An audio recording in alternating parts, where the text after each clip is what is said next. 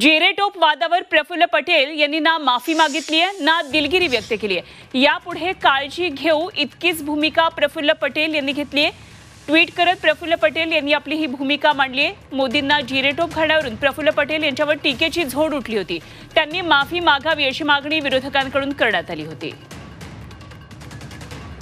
मात्र पटेलांकडून माफी वा दिलगिरी व्यक्त करण्यात आलेली नाहीये।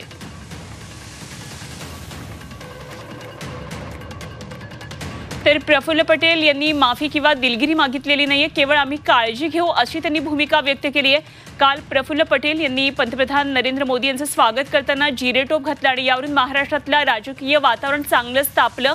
राजकीय वर्तुळातून वेगवेगळ्या प्रतिक्रिया येऊ लागल्या आणि यामध्ये प्रफुल्ल पटेल यांच्या कृतीचा निषेध केला, संताप व्यक्त केला।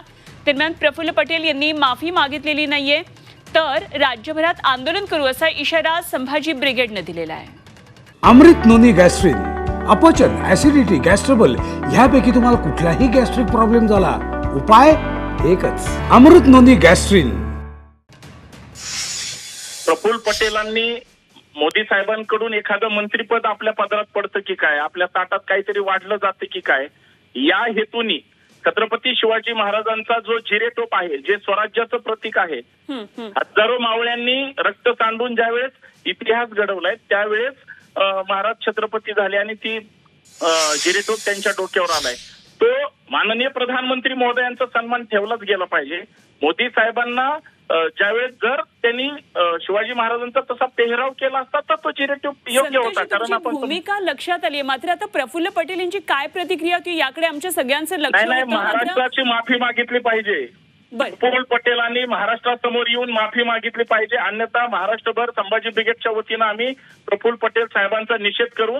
त्यांनी विनाकारण उगाच दिलगिरी आणि असं ते काहीतरी ट्विट करून केलेलीच नाहीये, त्यांनी फक्त म्हटले की काळजी घेईन म्हणून। ह्या राजकीय पुढाऱ्यांनी छत्रपतींचा इतिहास वेगळ्या वेगळ्या पद्धतीनं मांडला, सांगितला, म्हणूनच आज ही गोष्ट घडली। त्यांनी महाराष्ट्राची माफी मागावी, अन्यथा संभाजी ब्रिगेड शांत बसणार नाही।